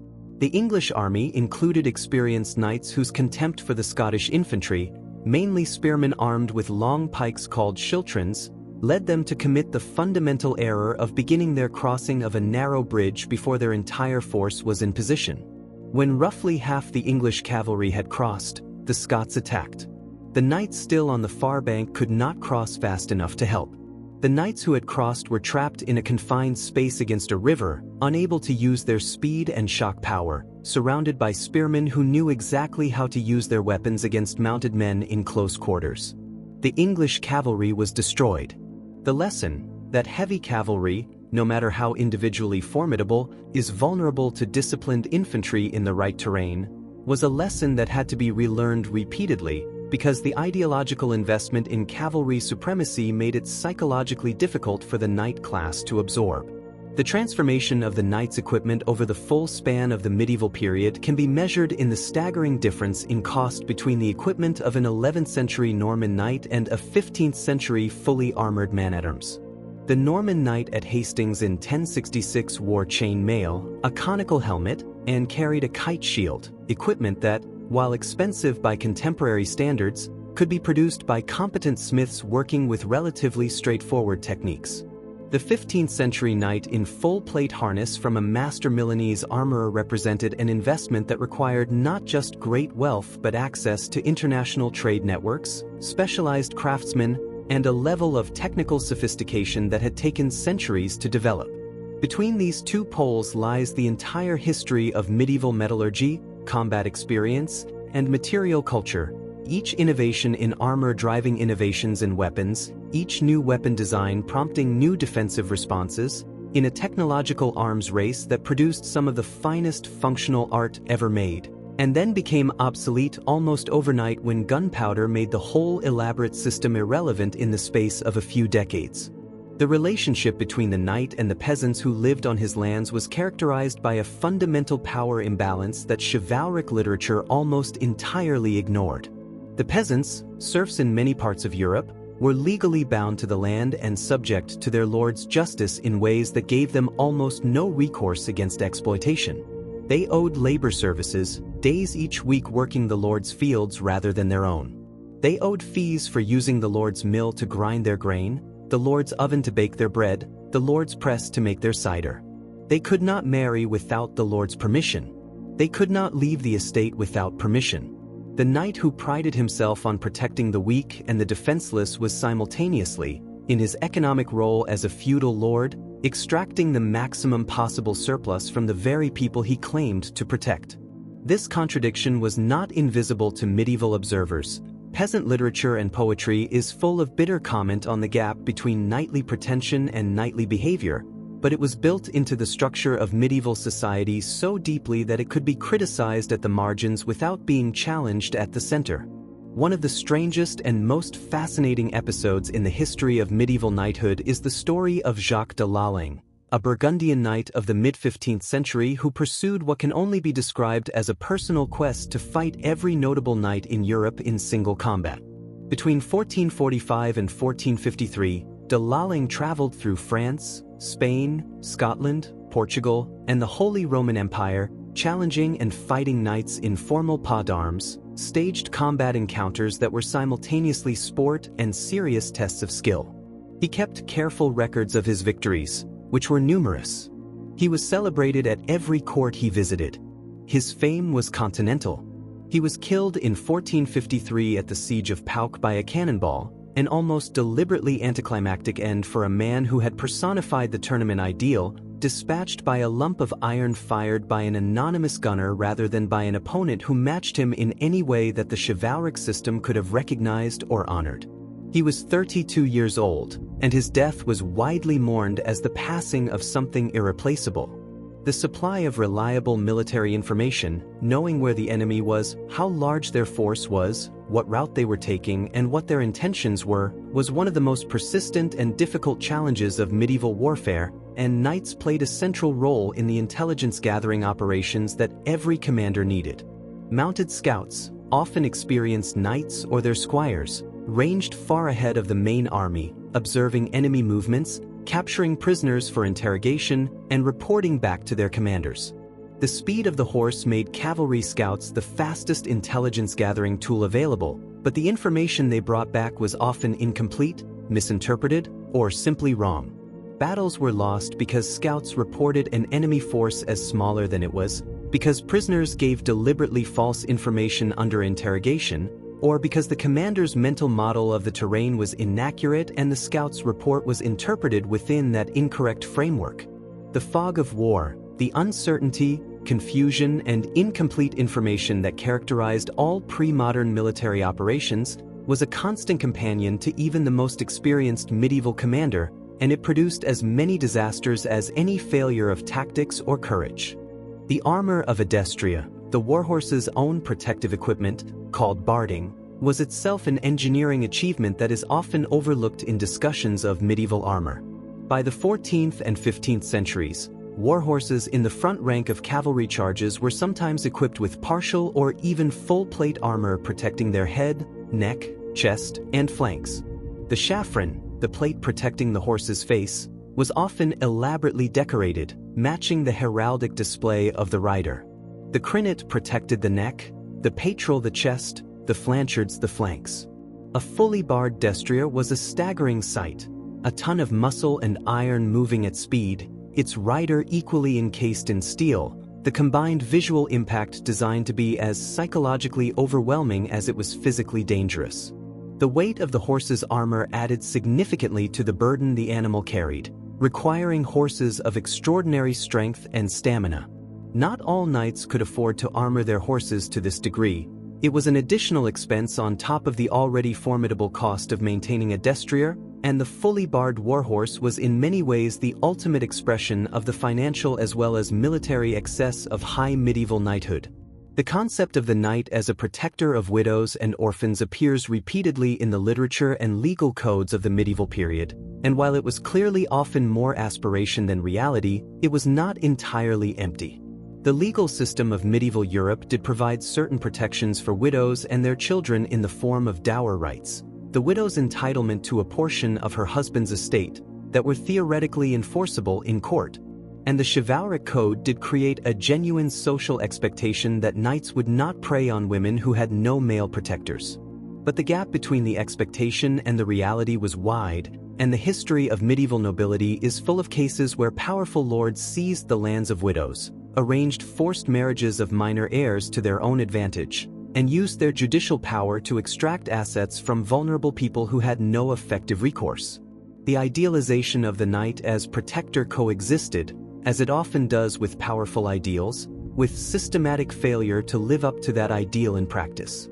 The 100 Years' War between England and France, which lasted in various phases from 1337 to 1453, fundamentally reshaped both the military role and the social status of knights in both countries. The war began in a world where the heavily armored mounted knight was the dominant military force and ended in a world where professional armies equipped with guns, crossbows, and pike formations had largely supplanted the individual knight as the decisive tactical element. The great English victories of Crécy, Poitiers, and Agincourt were won by English archers defeating French knights, a pattern that demonstrated, repeatedly and lethally, that tactical innovation and missile weapons could neutralize even the finest heavy cavalry. French commanders who had learned from these defeats began adapting their tactics, fighting increasingly on foot rather than mounted, using their knights as dismounted heavy infantry where their armor still provided decisive protection. By the end of the war, the battlefield role of the mounted knight had contracted significantly, and the professional soldier, the man-at-arms, the mercenary captain, the artillerist, was beginning to replace him as the central figure of military power. Joan of Arc remains one of the most extraordinary figures in all of medieval history, and her relationship to the world of knighthood is both central and deeply unconventional. She was a peasant girl from Lorraine who claimed to hear the voices of Saints Catherine, Margaret, and Michael instructing her to drive the English from France and see the Dauphin crowned king. What is remarkable, and historically verified, is that she was taken seriously. The Dauphin's court examined her at length and, for reasons that remain somewhat mysterious, decided to trust her. She was given armor, a horse, a banner, and command authority over a French army. She raised the siege of Orleans in 9 days. She led the French army in further victories that broke the English strategic position in France. She was captured by Burgundian forces in 1430, sold to the English, tried by an ecclesiastical court on charges of heresy and witchcraft, and burned alive at Rouen in 1431 at the age of approximately 19. She was rehabilitated by the Church 25 years after her death. She was canonized as a saint in 1920. Her story sits at the intersection of faith, gender, military genius, and political manipulation in ways that no simple framework can contain. The Black Death, the catastrophic bubonic plague pandemic that swept across Europe between 1347 and 1351, killing perhaps a third of the entire population, had profound effects on the social world of medieval knighthood that went far beyond the simple loss of life. The plague killed nobles and peasants alike, with little regard for social status, armor quality, or the prayers that were offered in every monastery and cathedral in Christendom. When it passed, the radical reduction in the labor force created a crisis for the feudal economy. Suddenly, peasants who survived had a scarcity value they had never possessed before and began to demand better terms, higher wages, and greater personal freedom. The Peasants' Revolt in England in 1381 and similar uprisings across France and other countries were direct results of the social disruption caused by the plague. The knight class found itself in a world where the old relationships of lord and serf were under fundamental pressure, where labor was expensive and land was cheap, and where the theological certainties that had given their world its moral framework had been shaken by a disaster no prayer had prevented. The ceremony of dubbing, the formal act of creating a new knight, was not always the elaborate religious ritual that formal accounts describe. In the heat and chaos of actual battle, the dubbing ceremony could be drastically abbreviated. A king or senior knight who wanted to reward exceptional bravery on the battlefield, or to boost the morale of a trusted soldier before a critical engagement, might simply draw his sword, strike the recipient on the shoulder, and pronounce him a knight with the briefest of formulas. This battlefield knighting was legally valid and socially recognized. It carried the same status as the most elaborate chapel ceremony, and it was used throughout the medieval period as a way of quickly elevating deserving men and binding them more tightly to their commander through the personal bond of the dubbing. The most famous battlefield knighting is perhaps that of the young Edward of Woodstock, the future Black Prince, by his father Edward III at Crecy in 1346, though scholars debate exactly how ceremonial or spontaneous that particular act was. The existence of battlefield dubbing tells us something important, that at its core, knighthood was not about ceremony but about recognition, and the recognition could be given as quickly as a sword could be drawn. The geography of medieval Europe shaped the development of knighthood in ways that are easy to overlook. The heavy, armored mounted knight, the classic image, was fundamentally a product of relatively flat, open terrain where cavalry could charge effectively. In the hilly, wooded terrain of Scotland and Wales, or in the mountains of Switzerland and northern Italy, cavalry was far less dominant, and the military cultures that developed in these regions were built around infantry, guerrilla tactics, and terrain exploitation. The Scottish schiltrum, a dense formation of spearmen, was specifically designed to defeat cavalry on terrain where horses could be channeled into killing grounds. Swiss pike formations were similarly infantry-based and similarly devastating against cavalry in the right conditions. The dominance of the mounted knight was always partially a product of where the fighting happened, and the regions where terrain consistently favored infantry consistently produced fighting cultures that challenged and ultimately helped undermine the supremacy of the armored horseman. The literary figure of the Green Knight, from the 14th century poem Sir Gawain and the Green Knight, encapsulates something important about the psychological world of medieval knighthood, the constant tension between the expressed code and the human reality beneath it. In the poem, Gawain, the perfect, courteous knight, accepts a challenge from a supernatural opponent, agrees to receive a return blow in a year's time, and then, when that year comes, flinches at the crucial moment.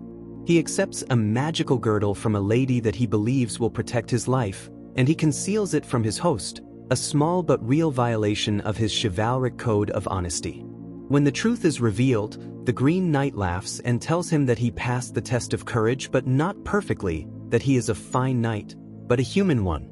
The poem is remarkable for its psychological sophistication. It acknowledges that the chivalric ideal was an aspiration rather than an achievable reality, and that the honest response to falling short of the ideal was not shame and self-destruction but acknowledgement, learning, and the continued effort to do better. It is, in some ways, one of the most humane things produced by medieval knightly culture.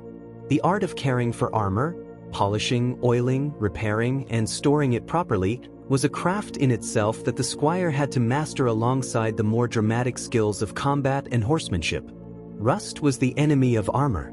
Even a brief exposure to wet conditions could begin the corrosion process on unprotected steel, and a suit of armor left in damp storage without maintenance could be rendered useless in a matter of months. Polishing was done with sand and leather, a tedious and physically demanding process that had to be repeated regularly. The hinges and articulations needed to be kept lubricated with fat or oil to prevent them from seizing. Leather straps that held pieces together had to be inspected for cracking and replaced before they failed at an inconvenient moment. Rivets that had worked loose needed to be reset. All of this was the squire's responsibility, and a squire who neglected it was not just failing a duty, he was potentially putting his master's life at risk. The meticulous care of equipment was considered a moral quality as much as a practical one, a reflection of a squire's reliability and worthiness to eventually be trusted with the responsibilities of full knighthood. The social hierarchy within the medieval knightly class was itself highly stratified, with enormous differences in wealth, power, and prestige between its various levels. At the top were the great magnates, dukes, earls, and counts who commanded vast estates, hundreds of knights, and the political loyalty of entire regions. In the middle were the ordinary knights, men with a reasonable estate, adequate equipment, and the connections needed to maintain their status. At the bottom were the poor knights, men who had the title but barely the means to support it, scraping to maintain a horse and armor on income that would barely support a prosperous tradesman. Below them in legal status, but sometimes above them in actual wealth, were the esquires, men who had not been knighted but might be more prosperous than many knights. This internal stratification produced resentments, social anxieties, and political tensions that ran through the knightly class constantly. The rich lord looked down on the poor knight. The poor knight was desperate to distinguish himself from the commoner who had not been touched by a sword at all. Everyone was acutely aware of where they stood in the hierarchy, and everyone was working to maintain or improve their position within it. The crossbow bolt and the longbow arrow could both be devastating to knights, but the wound patterns they created were different and the medical challenges they posed were distinct. An arrow from a longbow, fired at close range with sufficient force to penetrate armor, left a wide wound track and was often deeply embedded in the body, carrying fragments of clothing and the arrow's own material into the wound. The barbed broadhead arrowhead, designed for maximum tissue damage, was extremely difficult to remove without causing additional injury. The famous description of a Welsh arrow at the Battle of the Ford of Caversham, which penetrated a knight's mail, passed through his thigh, went through the leather saddle, and lodged in the horse, demonstrates the kind of trauma that a powerful arrow could inflict on a mounted man. Crossbow bolts, with their shorter, heavier construction, delivered enormous focused force and could punch through mail and some plate configurations. Both types of wounds carried a high risk of infection from the contamination introduced at the moment of impact, and both were painful, life-threatening injuries that the medieval medical system struggled to treat effectively. The famous code of conduct at medieval tournaments, the rules governing what weapons could be used, what blows were permitted, how surrender was indicated, and how ransoms were assessed, developed gradually over time and varied considerably from region to region and event to event. What one tournament considered acceptable, another might forbid. German tournaments operated under different rules than French ones. The distinction between a tournament fought with blunted weapons, à plaisance, and one fought with sharp ones, à outrance, was fundamental, but even blunted weapons in full contact combat could and did cause serious injury and death. The tournament committee, the officials responsible for managing the event and enforcing its rules, had real authority and could and did intervene to stop bouts that were becoming too dangerous or were violating the rules. The highest prestige tournaments attracted their own heralds and officials, and disputes about conduct were adjudicated with surprising formality. The whole apparatus of tournament regulation represented an attempt to create controlled violence, to maintain the genuine physical danger that made tournaments a useful training ground while limiting the carnage that would have made them too expensive in human capital to be worth holding. The physical landscape of Northern Europe in the medieval period was far more thickly forested than it is today, and this affected the conduct of warfare in ways that are easy to underestimate. Heavy cavalry, the mounted knight in full armor, was essentially useless in dense woodland. Horses could not move quickly through trees, lances could not be couched and aimed in confined spaces, and the tactical formations that cavalry depended on, the disciplined charge, the controlled maneuver, dissolved in the obstruction of heavy undergrowth. Forest warfare was fundamentally infantry warfare, favoring ambush, skirmish, and individual combat rather than the massed charges that defined open-field battles. The great forests of Germany, Poland, and the Baltic region were natural barriers and refuges that shaped the military campaigns conducted in and around them profoundly. Armies that depended on mounted knights were forced to either avoid the forests or dismount and fight on terms that negated their most expensive assets. The development of effective light cavalry, faster, less heavily armored riders capable of functioning in more varied terrain, was in part a response to the limitations that heavy forests imposed on the classic chivalric model. The legal concept of the truce of God, the trugade, was a remarkable attempt by the medieval church to impose limits on the near-constant warfare of the feudal period by declaring certain days and seasons off-limits for combat. Theoretically, no knight was supposed to engage in warfare during Advent, Lent, on Sundays, on holy days, and on several other specified periods. The effect was to theoretically restrict legitimate combat to roughly 80 days per year. The effectiveness of this restriction in practice was, to put it charitably, limited. Wars did not stop because the church decreed they should, and the political interests of kings and lords did not defer to liturgical calendars. But the existence of the trugade and the peace of God movement more broadly tells us something important about the period, that even in a world of endemic violence, there was a sustained and serious attempt to find moral limits, to create categories of people and times that were protected from the worst of the violence.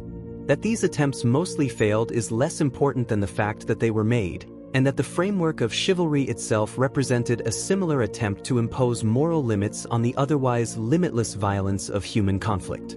The famous armor of the Holy Roman Emperor Maximilian I, often called Maximilian armor, after his enthusiastic patronage of the armorer's craft, represents both the aesthetic pinnacle of late medieval plate armor and a fascinating window into the personality of one of history's more theatrical monarchs.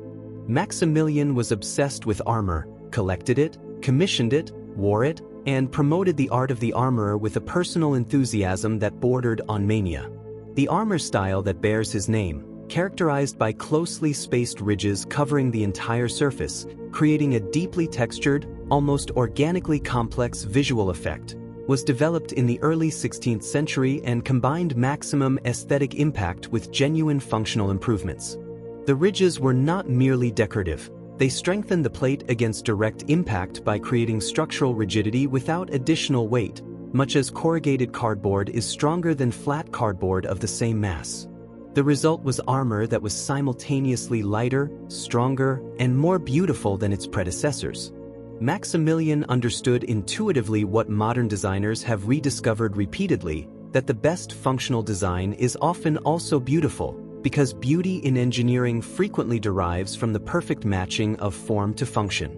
The final great flowering of the knightly tournament tradition occurred in the courts of Burgundy and England in the late 15th and early 16th centuries, when the elaborate pas d'armes, choreographed sequences of jousting challenges with elaborate theatrical framing, became one of the great cultural spectacles of the period. The Field of the Cloth of Gold in 1520, where Henry VIII of England and Francis I of France met for an extraordinary diplomatic summit that included weeks of tournament combat, feasting, and display, was both the apotheosis of the tournament tradition and a signal of its imminent obsolescence. Both kings jousted. Both suffered minor injuries. Henry reportedly hurt his shoulder and Francis his wrist. Both knew, at some level, that the event was an exercise in nostalgic theater as much as genuine military preparation. The real armies being built in the early 16th century, trained infantry armed with pikes and guns, organized in disciplined formations and sustained by professional logistics, had almost nothing to do with the elegant rituals being performed on the tournament ground. The Field of the Cloth of Gold was a magnificent last performance of a dying tradition, and the participants were not yet ready to admit that it was over. The word chivalry itself comes from the Old French word for horse, cheval, and the linguistic root reminds us of something that is easy to forget in all the discussion of codes and ideals and literary traditions. At its most basic level, knighthood was about the horse. The horse made the knight faster than any infantry. The horse gave the knight's blow additional force from the momentum of the charge. The horse gave the knight a psychological advantage.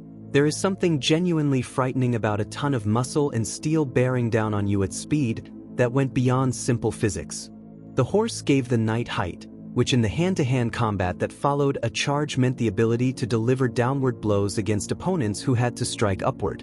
Everything about the knight's tactical identity derived from the horse. When horses became less decisive on the battlefield, when pike formations could stop a cavalry charge, when artillery could destroy cavalry before it reached the enemy lines, the tactical rationale for knighthood disappeared. The social and cultural institution survived its military justification by centuries, but the horse was always at its heart.